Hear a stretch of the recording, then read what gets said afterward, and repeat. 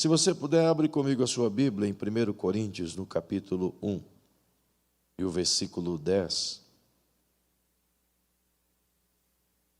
1 Coríntios, primeira carta de Paulo aos Coríntios, capítulo 1 e o versículo 10. Diz assim: Rogo-vos, porém, irmãos, pelo nome do nosso Senhor Jesus Cristo, que digais todos a mesma coisa, e que não haja entre vós divisões, para que sejais unidos no mesmo sentimento e no mesmo parecer. A respeito de vós, irmãos meus, me foi comunicado pelos da família de Cloe que há contendas entre vós. E quero dizer com isso que cada um de vós diz: eu sou de Paulo, e eu de Apolo, e eu de Cefas, e eu de Cristo. Está Cristo dividido? Foi Paulo crucificado por vós?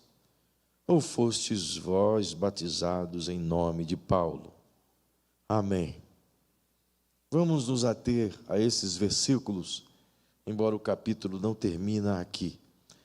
Mas esta noite nós vamos trabalhar, ou pelo menos conversar um pouco dentro desses versículos que aqui lemos, pensando exatamente sobre essa perspectiva que o texto nos dá de um tema muito específico. Multiplicar, sim. Dividirmos, jamais. Então, trabalhando esse pensamento do apóstolo Paulo, dentro dessa estrutura das cartas que a gente tem estudado, cartas de Deus para esse velho mundo, lembrando sempre que essas cartas somos nós, e que a mensagem escrita em nós é Deus que as escreve através dos seus servos, através das muitas ações do Espírito Santo, nos preparando para nos tornarmos pessoas melhores, cristãos melhores, servos melhores, e que esta melhora em nossa vida é justamente a forma como Deus escreve, de maneira tal que, vivendo onde vivemos, possamos assim, de alguma maneira, ser instrumentos de Deus, para que as pessoas leiam a sua vontade em nós, bem como a sua mensagem em nós. Somos, portanto, como afirmou o apóstolo Paulo, lá em 2 Coríntios 3, como cartas vivas. Cartas, sim, que se comunicam com as pessoas desse círculo de amizade que temos e do mundo que vivemos, transmitindo, portanto, aquilo que Deus plantou em nós. Mas como eu venho repetindo essa frase em vários momentos, na verdade, uma pergunta: o que é que as pessoas estão lendo em nós? Justamente porque nem sempre conseguimos ou permitimos que as pessoas consigam ler o que Deus gostaria de transmitir. Não raras vezes ocultamos aquilo que Deus escreve em nossa vida para caminharmos com Ele e permitimos que as nossas próprias escritas apareçam diante das pessoas. Então, naturalmente, a mensagem de Deus não é transmitida assim. Mas perceba que nesse contexto que lemos hoje, do capítulo todo, pegando a partir do verso onde lemos, é preciso entendermos algumas coisas até chegar no versículo 10. Porque até o verso 9, o apóstolo Paulo está trazendo considerações importantíssimas à igreja de Corinto, bem como às igrejas que leem essa carta. E essas considerações importantes trazem no bojo palavras de regozijo pelo investimento de Deus na vida de cada um deles, como já aprendemos da mesma sorte que Deus fez conosco outrora. Perceba que nesses 9 versículos anteriores, o apóstolo Paulo usa, de certa forma, demasiada, por 10 vezes o nome Jesus Cristo, sem contar o nome de Deus. Mas ele repete em 9 versículos, do verso 1 ao verso 9, 10 vezes ele cita Jesus Cristo, nosso Senhor, ou nosso Senhor Jesus Cristo. Perceba que isso foi totalmente intencional. O motivo do apóstolo Paulo escrever esses versículos de saudação e tratar o povo com tanto esmero e carinho, mediante o recebimento do investimento de Deus, e agora ele utilizando com tanta veemência e consolidando as pessoas a essa ligação plena com Jesus o Cristo, fazendo-os compreender somente nesta primeira leitura que a igreja da qual ele cita tem um fundamento sólido, a saber, Jesus Cristo, e que eles jamais poderiam esquecer disso, ou perder esse entendimento de que é uma igreja porque é de Cristo e que foi fundamentada por Jesus Cristo. Mas não apenas isso, não apenas para dar ideia do fundamento sólido no qual eles foram firmados, mas também justamente em razão do que Paulo iria tratar um pouco mais à frente. As cartas de Paulo foram endereçadas a essa igreja porque partiu dessa mesma igreja algumas indagações em assuntos interessantes que Paulo precisava responder e que a gente vai estudar isso um pouco mais à frente. Mas dado a essas perguntas e indagações que lhe foram feitas, como por exemplo a questão dos dons espirituais, a questão da ceia, a questão do casamento e tal, novo casamento e coisa assim, lá no capítulo 7, por exemplo. Então, por causa destas perguntas, ele decide escrever a carta. Porém, é sabido por Paulo que existem problemas dentro da igreja, e não só questionamentos para conhecimento. E dado a isso, ele escreve essa carta com muito zelo, com extrema coragem, e confronta os irmãos em Corinto na medida da sua espiritualidade. E perceba que essa é a razão pela qual ele inicia essa carta, reforçando com tanta veemência o nome de Jesus Cristo e vinculando essas pessoas a Jesus Cristo, como que dando a elas um dono, ou pelo menos lembrando-as de seu dono, o próprio Senhor Jesus Cristo. Assim sendo, ele linka essas pessoas com o céu, e agora, quando ele irá confrontá-las, ele irá fazê-la por causa do Cristo. Então o povo entende que não é algo pessoal, que não é nada humano que Paulo está tratando, não é uma forma que ele resolveu corrigir porque quis corrigir, ou porque achou que era interessante corrigir, mas ele o está fazendo por causa de Jesus Cristo, e em razão de Jesus Cristo. E por conta disso, essas pessoas não poderiam de maneira nenhuma refutar a sua orientação, muito menos a sua correção, por conta de que elas sabem que para estar no Cristo, e Paulo fala por Cristo, então tinham que andar de acordo com o que ele falava. Assim sendo, ele escreve de fato e verdade para a correção da igreja em Corinto e também para o seu crescimento. Mas a tônica primária é alinhá-los com a vontade de Deus, é colocá-los retamente caminhando segundo Deus. Então perceba como ele faz isso a partir do versículo 10, que é extremamente importante, embora raramente falado, raramente lido, raramente ensinado. Entretanto, diz ele, eu repito a leitura, olha como ele começa o verso 10, logo depois dessa saudação tão fervorosa. Ele diz, rogo-vos. A palavra rogo-vos aqui tem um peso maior do que peço-vos, tem um peso ainda maior do que vos oriento. Aqui tem um tom, um tanto de emoção, um tanto de responsabilidade paterna, um tanto de responsabilidade pastoral. Quando ele diz rogo-vos, ele não está colocando só um pedido de um mestre, ou só um pedido de um pastor, como quem está dizendo, faça assim. Não, ele está se colocando no lugar dessas pessoas, ou melhor, se colocando abaixo delas, na qualidade de mestre. Essa é a evidência prática de quem tem um coração de mestre, ou quem ensina, quem recebeu a palavra de Deus para ensinar, e Paulo sabe disso, que o lugar em que alguém que tem essa incumbência do ensino, do tratamento, do cuidado, do aplicar da palavra de Deus, ele nunca se coloca por cima, mas sempre por baixo. Ele nunca se coloca no topo da montanha, como quem falando de cima para baixo, mas sempre se coloca na posição menor, abaixo das pessoas. Então, quando ele diz rogo-vos, e perceba que ele poderia não ter usado essa expressão, ele poderia ter sido um pouco mais grosseiro e dito mando-vos, como quem era senhor daquele lugar,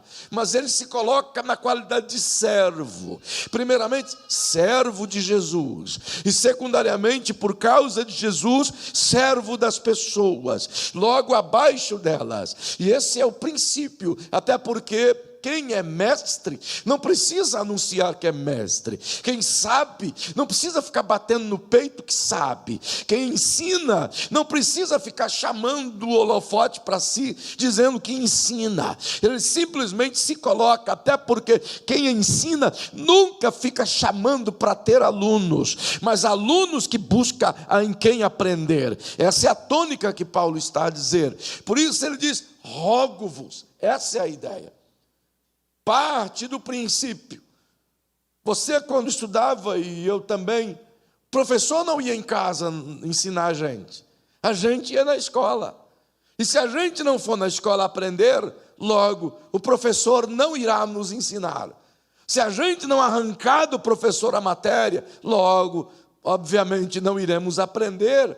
Essa é a posição que Paulo está colocando sobre si mesmo, de mestre, de menor, de embaixo, na perspectiva que as pessoas, primeiramente, não criem barreiras sobre si.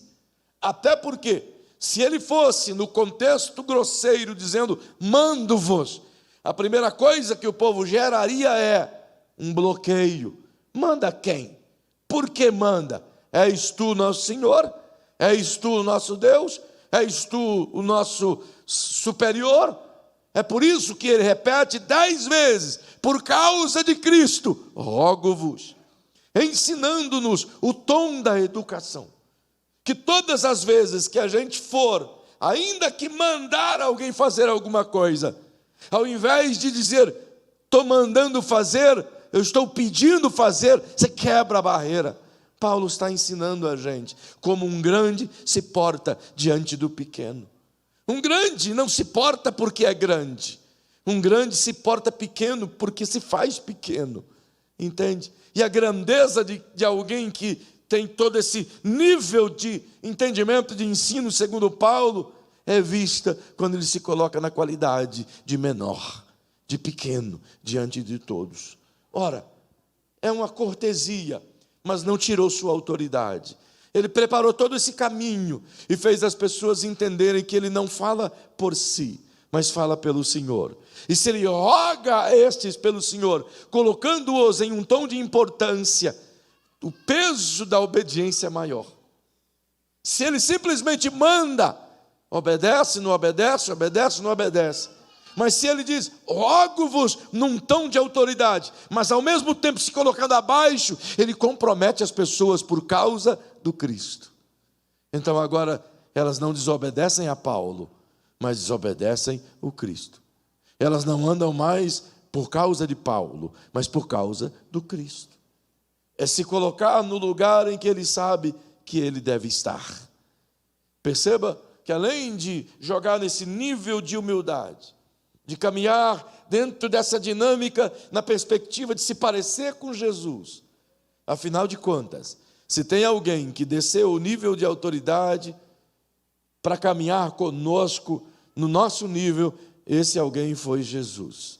E Paulo falou dele de uma forma tão gloriosa, e ele tenta imitar isso. Se não, perceba, vem comigo, por favor, no que Paulo escreve a uma igreja vizinha aqui de Corinto, a igreja na cidade de Filipos, aos Filipenses, no capítulo 2, por favor, verso 3.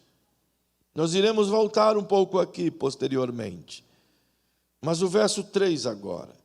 Ele diz assim: nada façais por contenda, ou por vanglória, isto é, por alto ego, por alta exaltação, ou por excentricidade. Ele diz: mas faça tudo por humildade. Agora, o que Paulo coloca adiante é extremamente difícil, porque ele diz: cada um considere os outros superiores a si mesmo. Mas como pode ser isso? Como o patrão pode considerar um empregado superior a si mesmo? Como que o chefe pode colocar o seu subalterno superior a si mesmo? O que Paulo ensina com rogo-vos é que essa atitude não deturpa a autoridade. Ser humilde não arranca poder.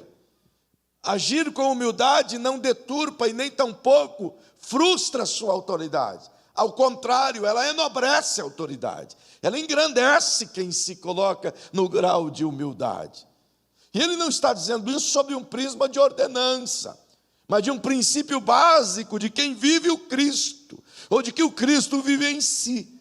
É nessa mesma perspectiva. Se não, observe, no mesmo texto, segue agora, por favor, mais um versículo. E ele diz algo ainda mais difícil: e não atente cada um para o que é propriamente seu, mas cada qual para o que é dos outros. Ele não está dizendo para a gente cobiçar as coisas dos outros. Ele está dizendo para a gente, em humildade, servir aos outros. Em humildade, ajudar um ao outro. Em humildade, carregar as cargas uns dos outros. Em humildade, socorrer uns aos outros. Por quê? Por conta do próximo versículo. É aí que está o segredo.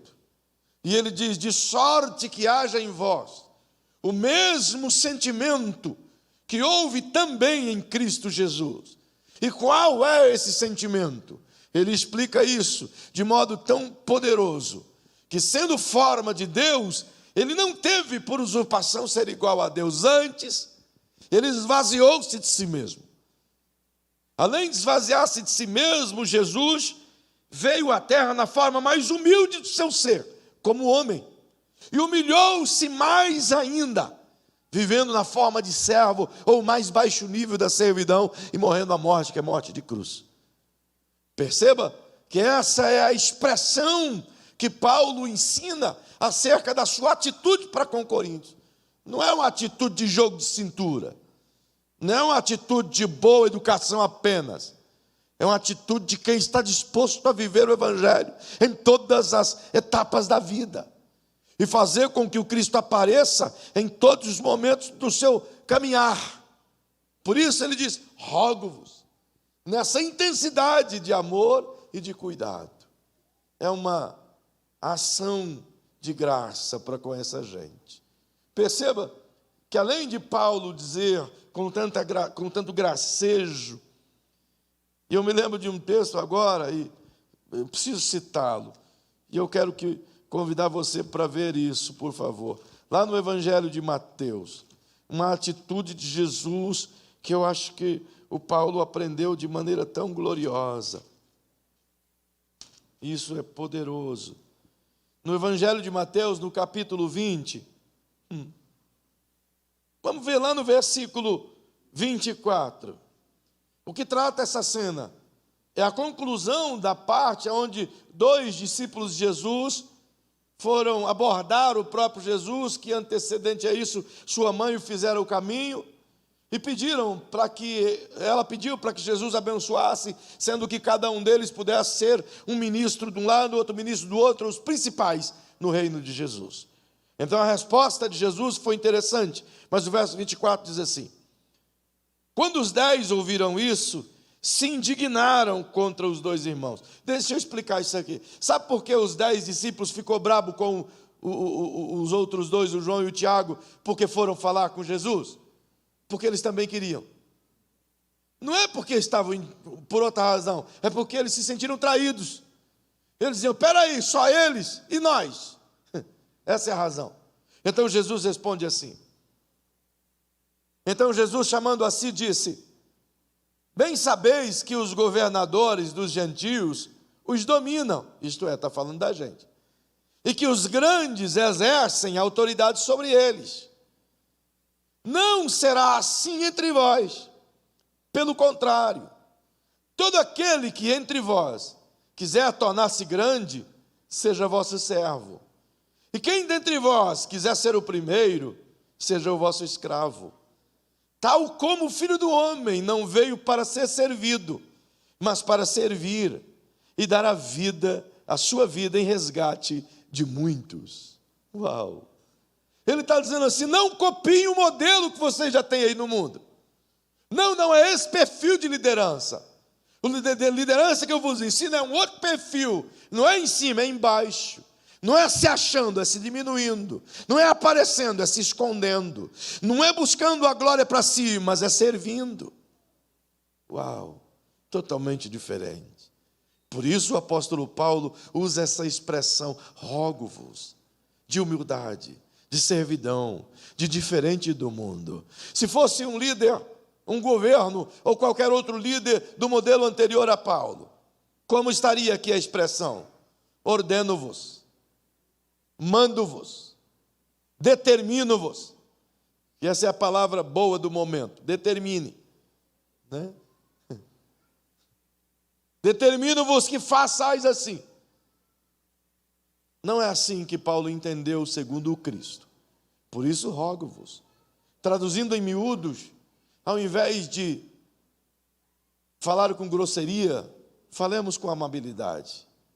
Ao invés de pedir as coisas com estupidez, vamos pedir com graça, vamos pedir com gentileza, vamos pedir com um gesto como se fosse o Cristo. O que nos custa ser gentil? Penso que é mais difícil ser grosseiro do que ser gentil. Penso que é mais difícil ser estúpido do que ser cortês. É ou não é verdade? Penso que dá mais trabalho para você consertar o estrago que faz com uma palavra grosseira do que se alegrar com uma palavra ouvida com gentileza. Então, se vai pedir um copo d'água, peça com amor, peça com graça, peça com gentileza. Se quer que o seu servo, o seu funcionário, lhe faça alguma coisa, não lhe dê uma ordem grosseira. Coloque o por favor antes. Ele vai entender que você está mandando, mas ele vai perceber que você é educado, que você copia o Cristo. Sempre o por favor e o obrigado deve ser as coisas mais importantes de todas as nossas frases. Mas a gente esquece disso, não é? Porque de vez em quando a gente volta a ser gentil. Gentil não no contexto da gentileza, mas gentil no contexto do mundo que vivíamos, da carnalidade, do machismo, do autoritarismo, do achar que a gente pode ser grosseiro com as pessoas, porque é o nosso jeitão de ser. Não é mais. Por que não é mais? Porque agora o Cristo vive em mim, então o meu jeitão precisa mudar. Não tem mais o jeitão, esse é meu jeitão. Eu me converti, mas esse braço esquerdo não, então tem que arrancá-lo. Porque Jesus diz, é melhor que você arranque um olho e entre no céu caolho do que ir para o inferno o corpo inteiro. É melhor que tu arranque uma perna e entre no céu mancando do que ir para o inferno o corpo inteiro. Então é muito melhor buscarmos em Deus e extrapolar a ação do Cristo em nós e sermos corrigidos pelo excesso de gentileza. E para falar a verdade, eu nunca vi alguém dizer, cara, tu é gentil demais, dá para ser um pouco mais grosso? Eu nunca vi uma esposa dizer, nossa, você é muito amoroso, seja mais durão comigo. Não, nunca vi. Eu nunca vi um marido dizer, mulher, você é muito bênção, seja aquela mulher mais sabe, goteira comigo. Sabe, mulher goteira, aquela coisa que fica pingando, tink, tink, tink, tink, tink. Você quer dormir, aquela demonhada daquela goteira, tink, tink, tink, tink. Coisa mais triste. Sempre tem. Mas você nunca vê ao contrário, né, dizendo, mulher, bota uma goteirinha. Não tem, é ao contrário. Ninguém gosta de taxinha no sapato, né? Portanto, gentileza, cortesia, amabilidade, educação, cuidado, não faz mal para ninguém, só faz bem, sabe? Dá atenção às pessoas, só faz bem. Essa é a ação de Paulo, rogo-vos. É nessa palavra que concentra tudo isso, o gracejo da vida, sabe? Isso é muito bom quando a gente entende que seria o papel do Cristo na nossa vida. Se a gente pudesse caminhar com Ele, talvez, observar as formas como Ele tratava as pessoas, a gente vai se admirar, que Ele era extremamente cortês, gentil, educado. Eu lembro um dia em que os discípulos estavam fazendo um cordão de isolamento, e as mães queriam que Jesus apenas tocasse nas suas crianças, que era algo muito normal. Afinal de contas, qual é a mãe que não gostaria que Jesus, o Messias, aquele pregador amável que curava as pessoas, tocasse em seus filhos? Ora, centenas delas gostariam disso. Então elas fizeram um certo cortejo e foram até Jesus na perspectiva dele abençoá-las. Entretanto, quando se aproximou, os discípulos fizeram aquele cordão de isolamento e eles diziam: afastem-se, não deixa, não pode essa criança tocar nele, vai sujar a roupa dele. Imagine, nem sabe, esse moleque nem passou álcool na mão, vai tocar em Jesus, impuro. E eles fizeram esse cordão de isolamento, e Jesus observou aquilo e disse: ei, o que vocês estão fazendo? Não é assim que se vive. Deixa vir as minhas criancinhas, porque delas é o reino. E quer saber? Se vocês, meus discípulos, não se tornarem como uma dessas criancinhas em seu coração, de modo nenhum entrarão no reino. Uau, ele foi firme. Por quê? Porque criança é gentil. Criança esquece rápido, tapa na cara. Sabe, uma hora eles estão brigando pela chupeta, daqui a pouco está dando a chupeta para o outro. É assim que são. Mas a gente é diferente. Do jeito que veio, volta. Está errado. Deveríamos copiar o modelo de Jesus. Essa semana, por exemplo, a mídia toda mudou o seu foco. Ninguém mais falou de Ucrânia, ninguém mais falou de coisa alguma. Só falou do tapa do Will Smith. O tapa famoso. Tapa famoso, meu. E para te falar a verdade, eu como um homem que sou carnal, eu diria, fez muito bem o Will Smith. Eu faria igual, mas de mão fechada. Você foi muito cortês, de mão aberta. Tinha que ser de mão fechada. Mas o eu, que serve a Jesus, que o Cristo vive em mim, iria pedir: dá licença, Cristo. Pegaria o microfone e diria: não é assim que você faz com as pessoas. Não é assim. Daria uma lição de moral e ainda falaria de Jesus. Seria muito mais digno. Mas quem dizer, ele é do mundo, eu não sou. Então eu não posso seguir essas atitudes, nem você. Porque agora o nosso exemplo é aquele que apanhou no rosto bofetadas e abençoou. A cada bofetada, um perdão ele liberava.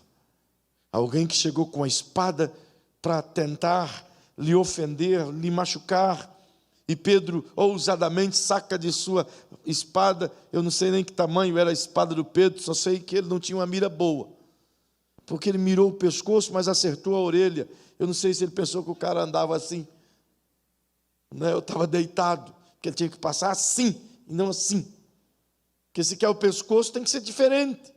Mas ele acertou a orelha, arrancou a orelha do pobre Malco. Imagine, e o cara foi para o chão de imediato, com a orelha no chão. E Jesus, no escuro, à noite, encontrou a orelha do pobre miserável, limpou a sujeira e colocou-a no lugar e a soldou outra vez. E o Malco saiu dali todo sujo de sangue, mas com a orelha no lugar. Se fosse o Pedro, tinha colado e virado para baixo, só para ele se lembrar daquele dia.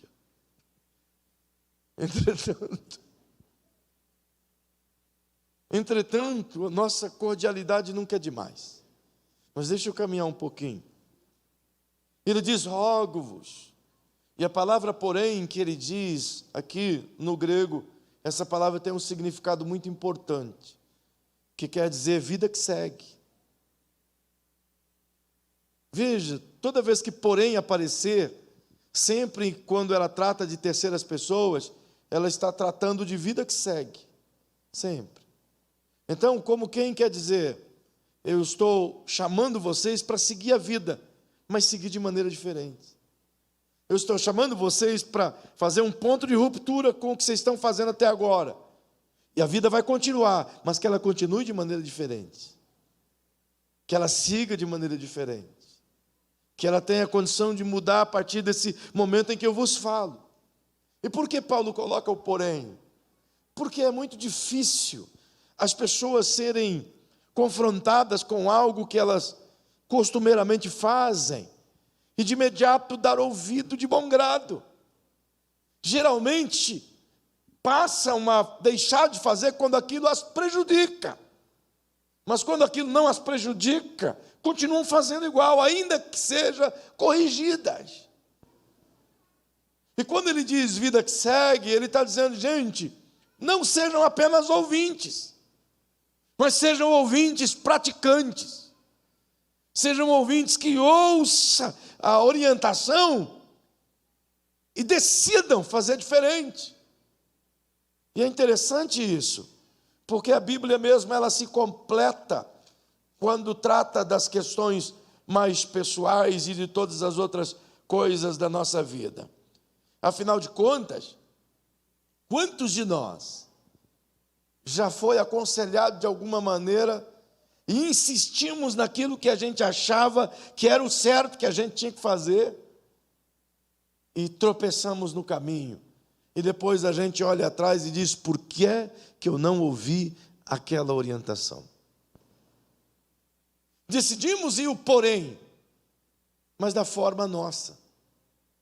Então, todas as vezes que ouvirdes um conselho, não o refute de imediato, mas analise-o sob as circunstâncias que você está vivendo ou fazendo. Todas as vezes que ouvirmos uma orientação, ela deve ser considerada mediante aquilo que a gente está vivendo e fazendo na hora. E como eu vou pautar se isso vai ser de Deus ou não? Bem, se isso vai promover o bem, primeiramente, para o meu relacionamento com Deus, secundariamente, para o meu relacionamento em família, em terceiro, se o meu relacionamento com o próximo vai também ser beneficiado, e por fim, se eu não vou causar dores. Quando eu coloco esses critérios, eu passo a perceber o valor que tem uma orientação. Eu aprendi ao longo da vida que conselhos só se tornam conselhos quando as pessoas decidem praticá-los, porque senão é apenas uma sugestão. Você sugestiona mudanças. E o que Paulo está orientando é, gente, vida que segue, é verdade. Eu estou orientando você agora, mas a minha vida vai seguir também. A sua vida vai seguir também, mas decida seguir do jeito certo. Decida seguir de maneira correta, abençoadora, sem causar prejuízos ou danos maiores. Tiago disse que não podemos ser meros ouvintes, mas ouvintes praticantes. Então, faça isso à luz da palavra de Deus. É claro que tem conselhos do diabo, por isso a palavra de Deus é quem vai nos orientar. Ela é o elemento basilador para fazer com que nossa caminhada seja correta e não seja guiada pelos passos do diabo. E cá para nós aqui, alguns de vocês ou alguém aqui já recebeu algum conselho e que você sabe que o diabo está falando na boca daquele indivíduo? Alguém aqui já recebeu? Você sabe que o conselho é tão ruim, a tua própria consciência, ainda que, mesmo que não tendo a pauta da palavra de Deus, sabe que aquele conselho não é um conselho correto. Se a gente sabe dessas coisas, evidentemente existem outras que precisam ser balizadas. E a baliza é sempre a palavra de Deus, sempre. E ela vai pautar sempre esses 4 pilares que eu te falei: Deus, família, próximo e não machucar pessoas. Sempre. Quando Paulo diz isso, vida que segue, ele espera que a sua orientação tenha progresso. Agora perceba que aí ele entra outra vez, pela 11ª vez, balizando o que ele vai dizer. Rogo-vos, porém, irmãos, pelo nome do Senhor Jesus Cristo. Então ele, mais uma vez, ele se esconde atrás de Jesus. Se esconde atrás do escudo verdadeiro. Tudo que ele disser a partir de agora, os crentes sabem que não é por Paulo. Se eles não cumprirem, se a vida que segue não mudar a partir de agora, não é por Paulo.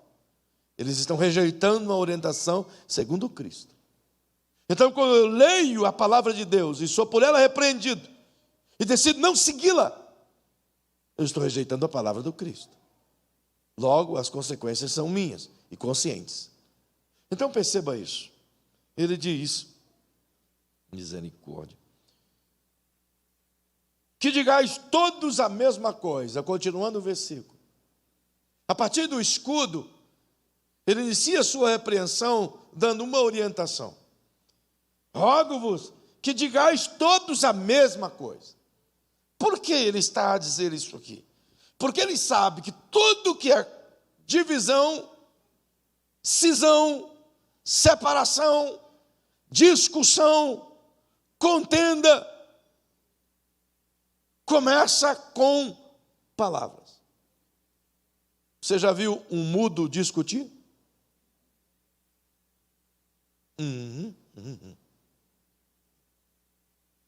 Você já viu um mudo ofender o outro com discussão? Não.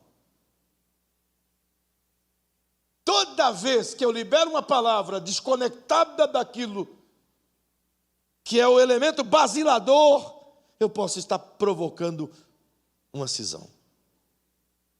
E o que Paulo diz aqui, antes de mais nada, é que a gente tenha cuidado no que a gente vai dizer.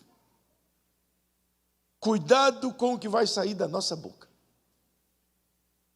Como já disse o provérbio, palavras ditas são como flechas atiradas.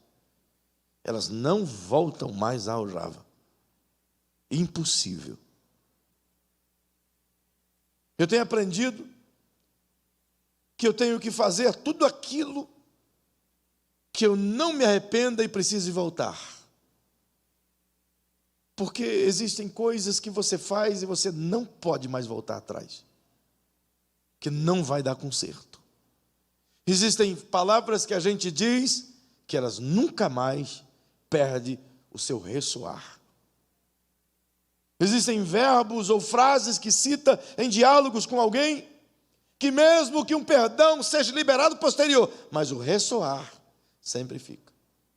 Talvez eu esteja falando com alguém que em algum momento passaram-se 10 anos e alguém te lembrou. Lembra que você disse tantos anos atrás? Poxa, mas eu já te pedi perdão 1 milhão de vezes. Mas lembra que você disse? Porque o ressoar fica. E não estou falando do caso da memória de mulheres. É da memória de homens também. Por isso Paulo diz, eu quero que todos vocês digam a mesma coisa. É claro que a tônica de Paulo está focada no bom andamento da igreja. Mas não se aplica apenas isso. E hermeneuticamente podemos trabalhar todo esse contexto do que Paulo vive e do que ele ensina essa igreja a viver.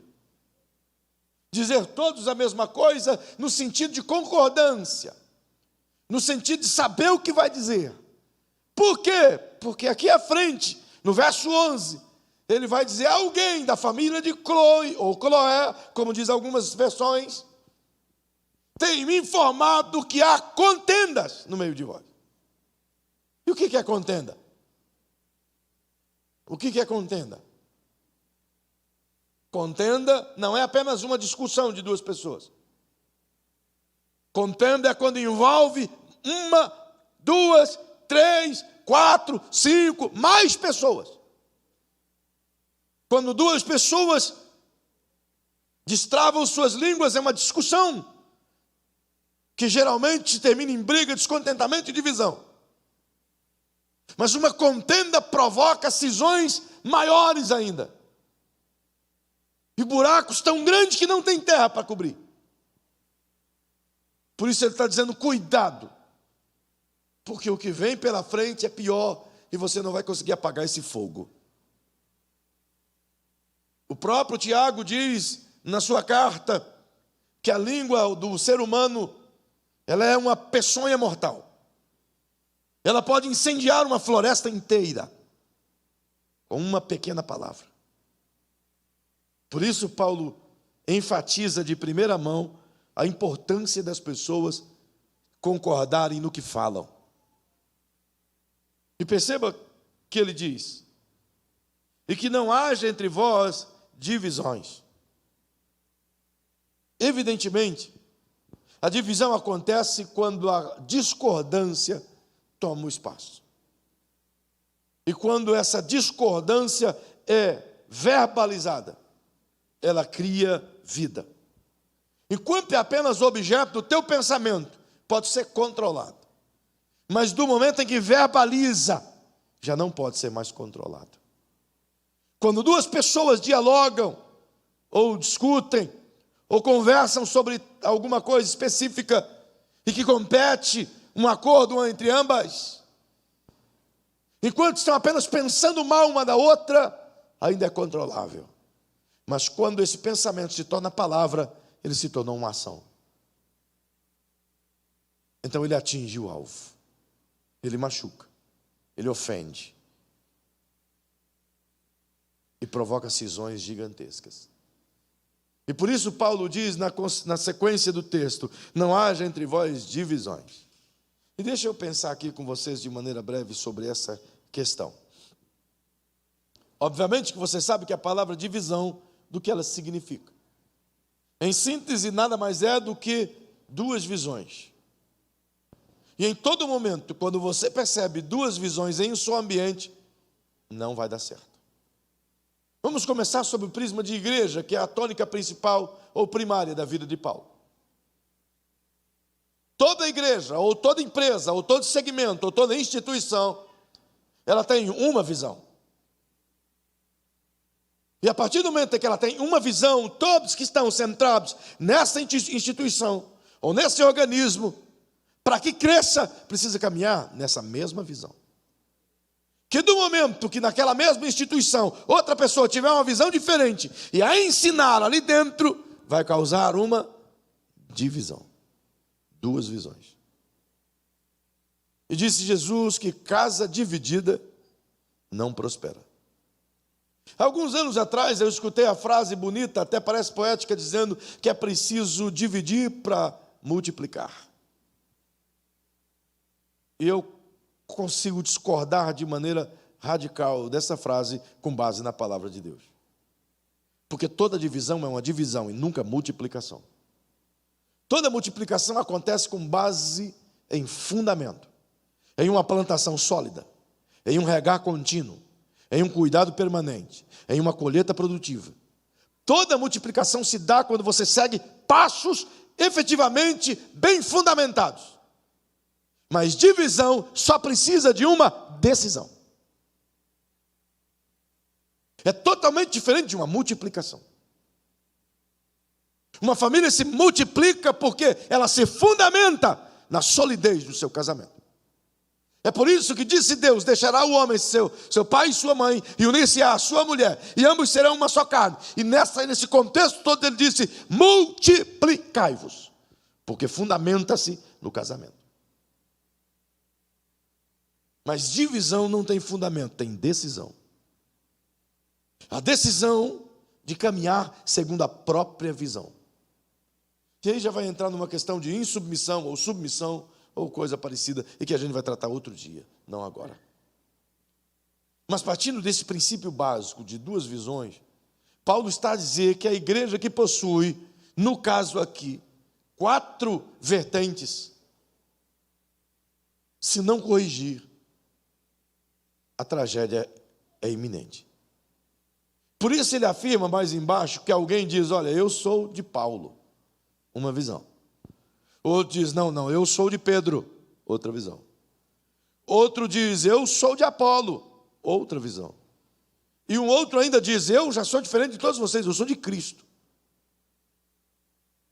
São 4 visões dentro de um só ambiente. Olha para quem está ao seu lado e diz: há saúde nisso? Não há saúde nisso. Há veneno nisso. E dentre esses 4 grupos aqui, se a gente pudesse estudá-los cada um mediante o perfil de cada pessoa, O grupo de Paulo, o grupo de Pedro, o grupo de Apolo e o grupo de Cristo. Qual deles é o pior? Qual deles é o pior de todos esses aqui? Seguramente eu apontaria aqueles que dizem eu sou de Cristo. Por quê? Porque aqueles que dizem eu sou de Paulo, ele está dizendo eu me submeto a Paulo. Se Paulo estiver aqui, eu obedeço. Eu me submeto a Apolo, se Apolo te falar, eu cumpro. Eu me submeto a Pedro, porque eu vejo, se ele falar, eu vou obedecer. Mas os que dizem eu sou de Cristo, Cristo não está aqui. Então ele não submete a ninguém. E o Cristo nunca vai imputar autoridade sobre a vida de outra pessoa sem que ela se submeta à autoridade a uma próxima pessoa. Nunca, nunca. É o princípio estabelecido por Deus. Então perceba isso.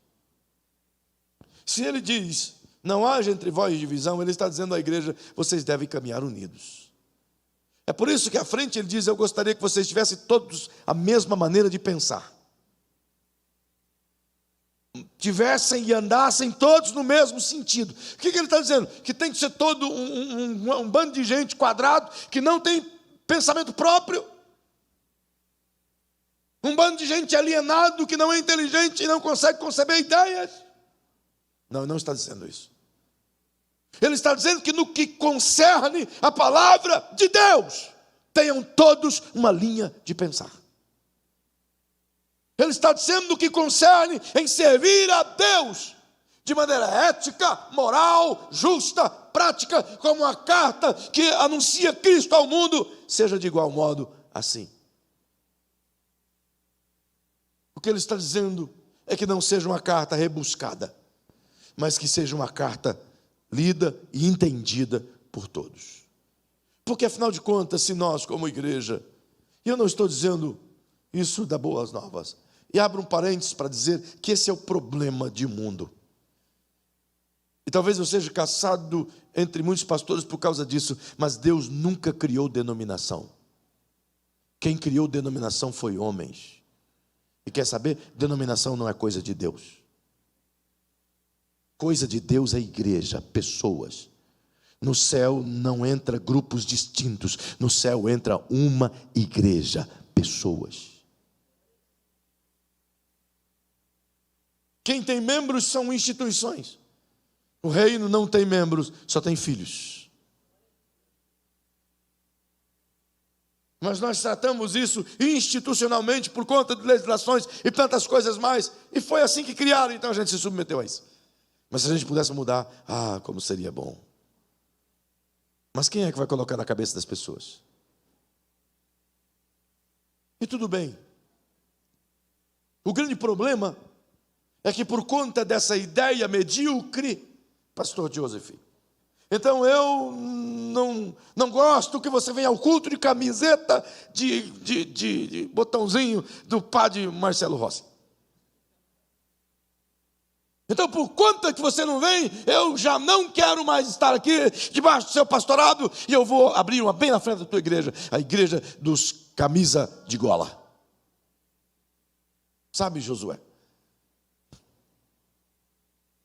Então, porque eu não gosto que chame a esposa do pastor de pastora, que ela seja apenas mulher, e sem nome, que assim seja. Então eu vou abrir uma igreja dos homens, pastor, mulher. E Zé Fini. Fecha a conta e passa a régua. Ou passa a régua, fecha a conta. Esse é o grande problema. Que por picuinhas mesquinhas, egocêntricas, interesseiras, rompe-se protocolos e abrem-se denominações. Aí alguém vem me dizer que o reino ganha? Não. O reino não ganha com divisão. O reino ganha com multiplicação. Quando uma igreja decide abençoar outra igreja, o reino ganha. Quando o ego sai fora e aparece a vontade do Cristo, o reino ganha. Mas isso é a questão de igreja. Portanto, nós não nos dividimos, nós multiplicamos. Mas Paulo diz que esse poder de divisão é tão latente, é tão destrutivo, que ele não começa em igrejas. Ele começa em vidas. E se ele começa em vidas, então ele também acontece em casa. Se Paulo diz que é insucesso uma igreja dividida, também é insucesso uma família dividida. Se ele diz que uma igreja sofre por causa da divisão, um casamento também sofre se houver divisão. E isso aqui é uma coisa tão importante que a gente precisa atentar. Quando a família se divide, quando o marido pensa uma coisa, a esposa pensa outra. Quando o marido cuida do filho de um jeito, a esposa cuida de outro. Quando o marido cuida da finança de um jeito, a esposa cuida de outro. Qual é o destino dessa casa? Derrota. Porque a casa está dividida. Portanto, a concordância e o dizer a mesma coisa também precisa acontecer em casa. Também precisa acontecer em família. Também precisa acontecer entre os filhos. Porque se essa concordância não tiver equilibrada, quem tem colocado as suas patas sujas é o próprio diabo. A brecha aberta entre um relacionamento conjugal se dá exatamente na discordância. É por isso que o apóstolo Paulo orientou a não deixar o sol se pôr sobre sua ira, a não ir para a cama brigado, a não ficar um para um canto, outro para o outro, a não dar o seu lugar para o diabo dormir nele, a se acertar, porque a divisão provoca cisão, uma pequena ruptura provoca uma cratera, e a unidade conserta tudo isso. E não se esqueça que toda essa divisão acontece com a verbalização. Então, antes de... Nossa, agora que vem um sonzinho, estou quase acabando. Então, antes de dizer, pensa. Antes de cutucar a onça, veja se as suas pernas estão boas.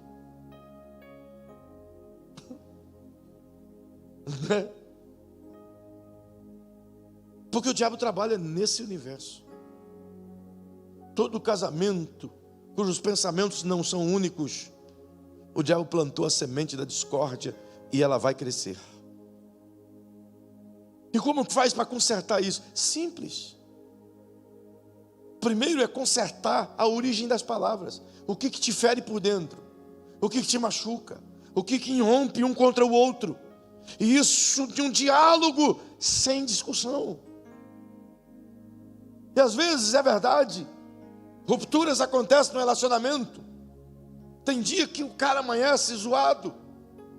Tem dia que a irmã também amanhece de pá virada. E tem dia que os dois amanhecem, sabe, com o bigode torto.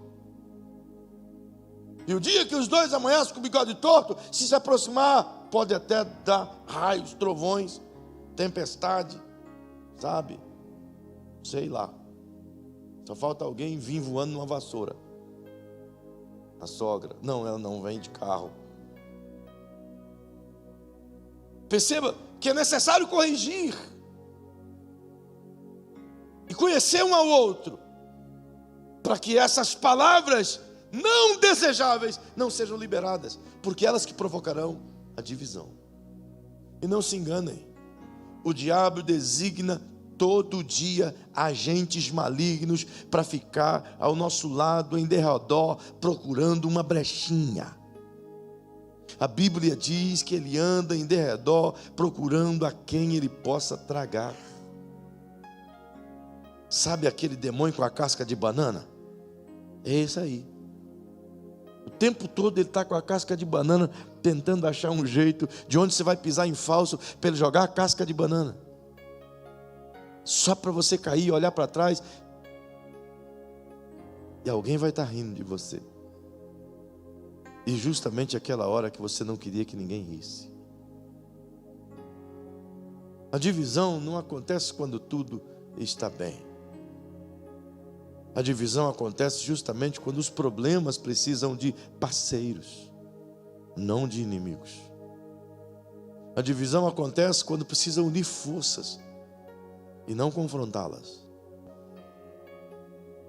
Eu poderia aqui te elencar N testemunhos de personagens bíblicos que permitiram que suas vidas fossem guiadas pela divisão e a tragédia foi iminente.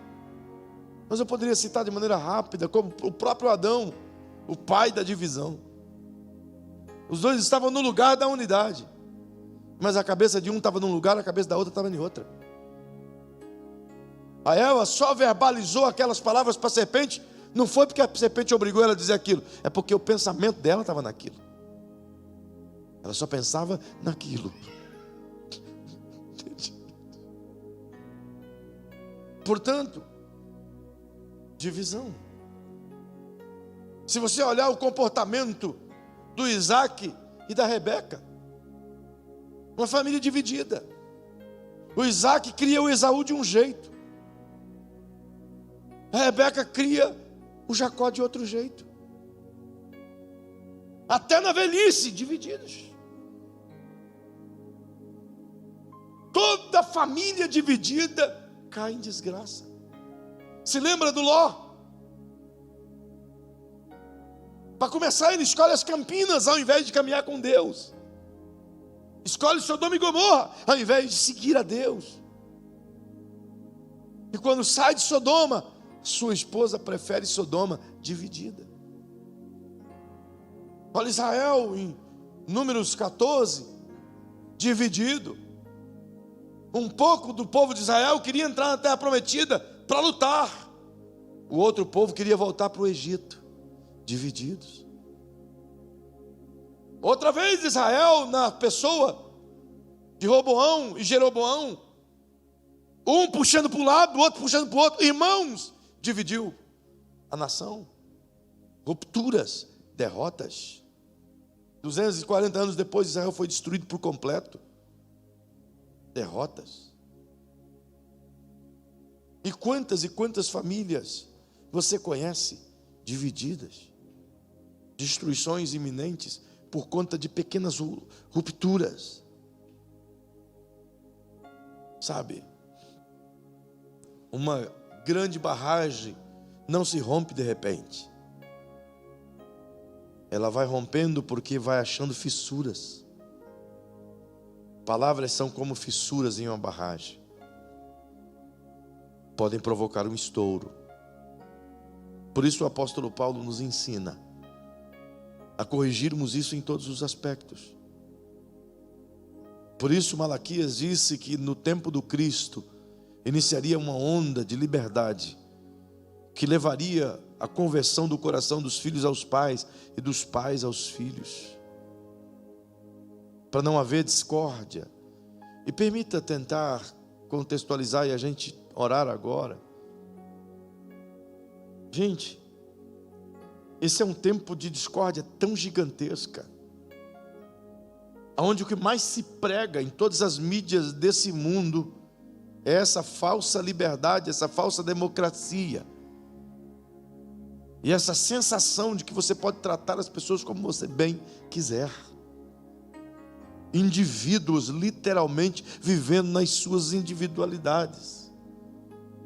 O conceito de sociedade foi destruído. E ele não começou sendo destruído na sociedade, mas dentro de casa. Uma igreja não é destruída dentro da igreja, mas destruída dentro das casas. Porque igrejas são famílias. Rupturas se transformam em grandes divisões. Por isso é hora de a gente blindar a nossa vida, blindar os nossos relacionamentos. Não deixa para contar depois, não deixa para confessar coisas depois, não deixa para pedir perdão depois, não deixa. Faça como Davi. Se você ler o Salmo 139, você vai ver que é um salmo belíssimo até o verso 14. Davi trata de coisas incríveis, da grandeza, da onipresença, da onipotência, da onisciência de Deus. E se coloca nessa brecha de servidão total. Mas então, no verso 16 em diante, ele diz para Deus, do verso 15 em diante, ele diz: Deus, sabe os ímpios, Senhor? É o seguinte, eu quero que o Senhor os mate. Eu quero que o Senhor destrua eles. Sabe por quê, Deus? Porque eu os odeio com ódio completo. Espera aí. Como é que alguém estava no coração de Deus há poucos minutos, clamando por misericórdia, vivendo o amor de Deus, tem a coragem de orar a Deus dessa forma? Não parece loucura? Não é loucura isso? Como que alguém diante de Deus, dizendo: eu te amo, Pai, mas eu odeio a pessoa lá fora, tem essa ousadia? Não há nada mais belo do que a expressão sincera das Escrituras. O que o Davi entende é que não adianta ele esconder o coração, não adianta ele verbalizar a Deus palavras bonitas, mas o seu coração está odiando o seu próximo. Então, quando ele fala a Deus, ele libera isso, ele tira isso dentro dele, ele rasga o coração diante de Deus, e esse ódio se dissipa, porque Deus recebe a sua oração e invade o seu coração com amor. Essa é a cura que Jesus nos ensinou. Dialogue, converse, peça perdão. Não termine o dia sem consertar o altar. Não vá para a cama brigado, não vá, não faça isso. Não deixe o diabo reinar na sua casa. Ainda que demore 2, 3 dias, uma semana, bicudinho. Eu sei que é possível, eu sei, é bem possível. Perdoa, mas não fala comigo. Perdoa, mas agora não. Eu já conheço essa história. Mas insista. Mantenha-se focado. E mantenha-se em Deus. Porque afinal de contas, isso é lutar por você mesmo. Isso é lutar pela sua própria casa. E impedir que o diabo construa o seu castelo. Não haja divisão entre vós. Não esqueça disso, sua família dividida, o diabo está preparando um buraco para ela. Por isso, meu último conselho, segundo a palavra de Deus dessa noite: façamos como Jó. Reunamos a família de tempo em tempo e façamos concertos familiares. Reúna a família de tempo em tempo e diz: olha, tem alguma coisa entre nós? Se tiver alguma, vamos consertar agora. Faça isso. Não deixa virar câncer. Cura a gripe antes. Deixa as coisas serem tratadas segundo o Espírito Santo, e Ele vai fazer o melhor. Por quê? Porque Ele é aquele profundo que conhece a divisão das juntas e medulas do nosso ser, que vai mais profundo, escondido, e sabe discernir as intenções e os pensamentos do nosso coração. Então abre teu coração para o Senhor. Conserta isso. Vamos bloquear nossas famílias desse espírito divisor que separa casamentos, que separa filhos de pais, pais de filhos, que se levanta contra você e sua casa, só para ver você se entristecer. Fique em pé, por favor.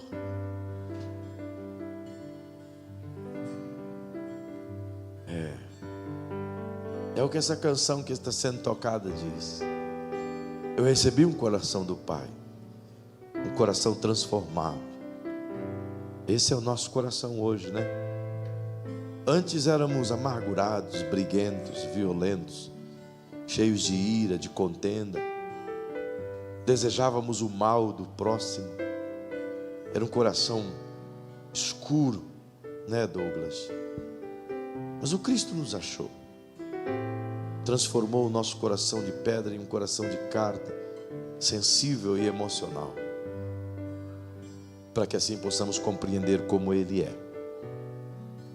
Então podemos viver sim blindados, e nenhum mal chegará à nossa casa, nenhuma divisão,